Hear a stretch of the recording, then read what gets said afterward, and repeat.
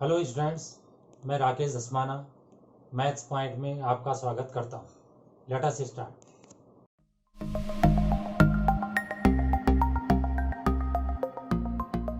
Number system हम natural number से start करेंगे। इसको n से डिनोट करते हैं। n equals 1 2 3 4 5 6 7। ये काउंटिंग नंबर्स होते हैं। ये नेचुरल नंबर इसलिए कहलाते हैं कि ये नंबर हमें नेचर से प्राप्त हुए हैं।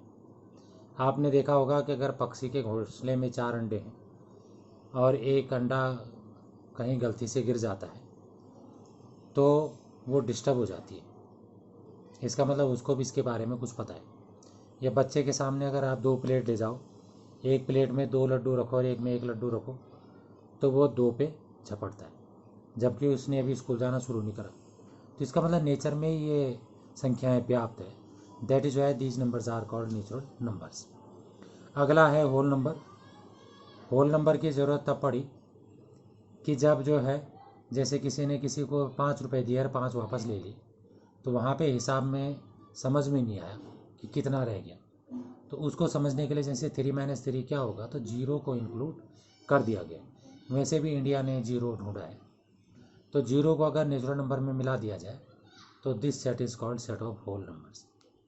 इसके बाद आ जाइए आप इंटीजर्स में। मान लीजिए किसी आदमी ने बैंक से 5 लाख रुपए लोन ले ली और ये नंबर लाइन है, तो नंबर लाइन में 5 को हम इधर दिखाएंगे, 5 को इधर दिखाएंगे, लोन ले लिया। और अगर उसके अपने अकाउंट में 5 लाख है तो उसको इधर दिखाएंगे। इसका मतलब अपने अकाउंट में 5 लाख होना और 5 लाख लोन होना, दोनों में अंतर है, डायरेक्शन का अंतर है। एक धन 5 है तो एक ऋण 5 है। तो इसलिए यहाँ पे ऋण संख्याओं की भी ज़रूरत पड़ी। तो ये पूरा सेट बन गया इंटीजर्स। यहाँ पर देख लीजिए आप -3 -2 -1 0 1 2 3, ये सब इंटीजर्स हैं। इंटीजर्स में जीरो भी है, पॉजिटिव नंबर्स भी हैं, नेगेटिव भी हैं, लेकिन नंबर पूरे पूरे हैं। मतलब ऐसा नहीं है कि 2 और आधा, पूरा 2 है या तो पूरा 3। तो यहाँ तक बात हो गई। अब आ गया रेशनल नंबर्स। रेशनल नंबर की परिभाषा एकदम से समझ नहीं आती है, धीरे धीरे समझाने की कोशिश करूँगा। क्यू जो है सेट ऑफ रेशनल नंबर्स है।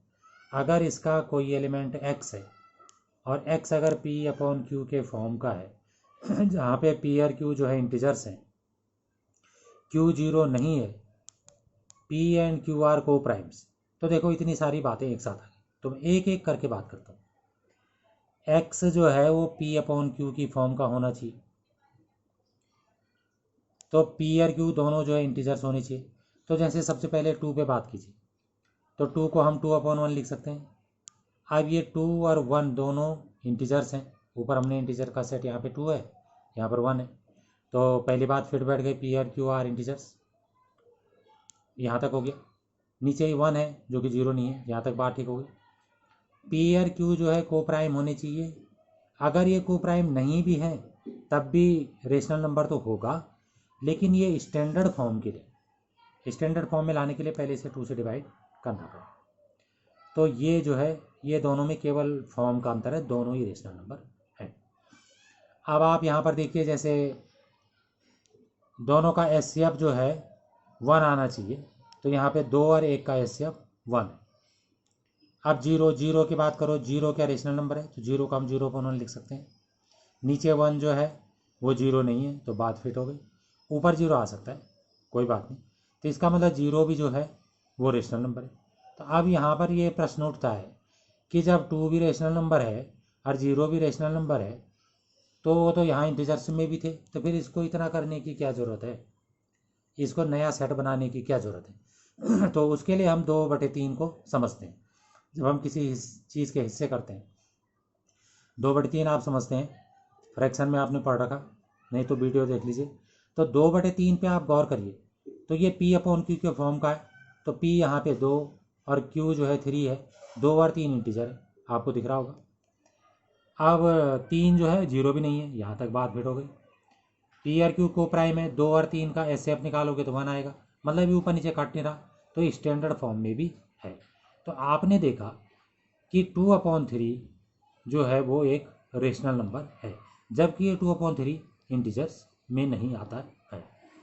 अब आप देखिए वर्गमूल 2, वर्गमूल 2 को आप वर्गमूल 2/1 लिखेंगे तो कोई कहेगा ये पी अपॉन क्यू हो गया।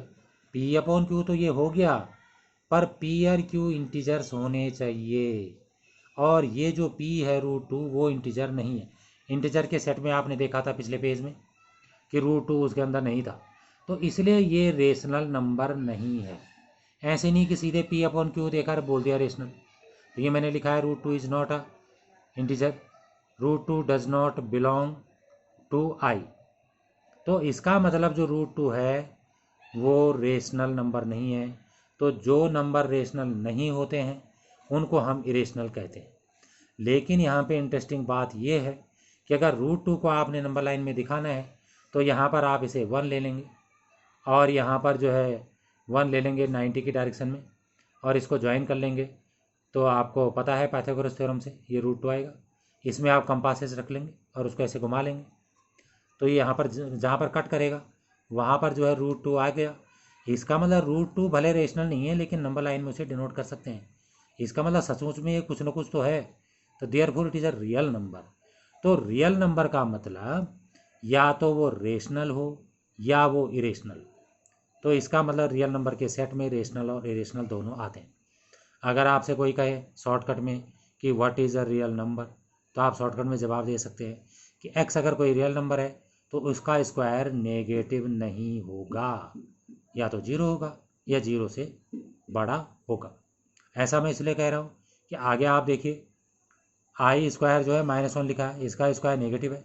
इसका मतलब आई यहाँ पे रियल नंबर नहीं है, तो इसको हम इमेजनरी नंबर कहते हैं। यहाँ पे ये नोटेशन है, इसको आयोटा से दिखाते हैं, √-1 को आयोटा से दिखाते हैं, ये रियल नंबर नहीं है। तो अब हम सेट ऑफ कॉम्प्लेक्स नंबर को डिफाइन करते हैं। एकदम से समझ नहीं आएगा, धीरे धीरे समझिए।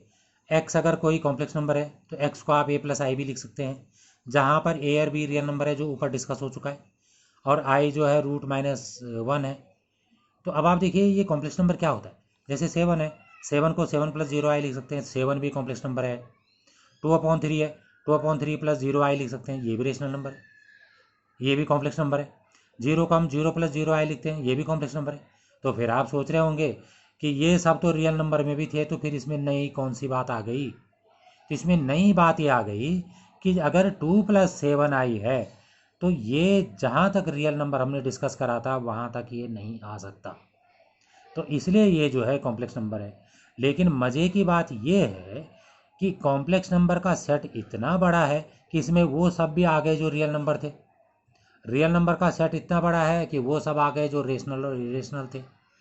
रेशनल का सेट इतना बड़ा है कि उसके अंदर इंटीजर्स आ गए।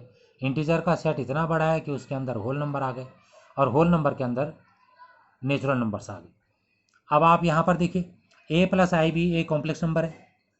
अगर आप इसमें b को 0 कर देंगे तो केवल अकेला a बचेगा, तो वही चीज़ है रियल नंबर। इसका मतलब कॉम्प्लेक्स नंबर का अगर इमेजनरी पार्ट 0 हो जाए then it becomes real number. Thank you very much. अगर आपको वीडियो पसंद आई हो तो इसे लाइक करें, शेयर करें, सब्सक्राइब करें, और लेटेस्ट वीडियो जानने के लिए बेल आइकन को प्रेस करें। और अगर आपका कोई डाउट हो तो फीडबैक में मुझे शेयर करें। थैंक्स।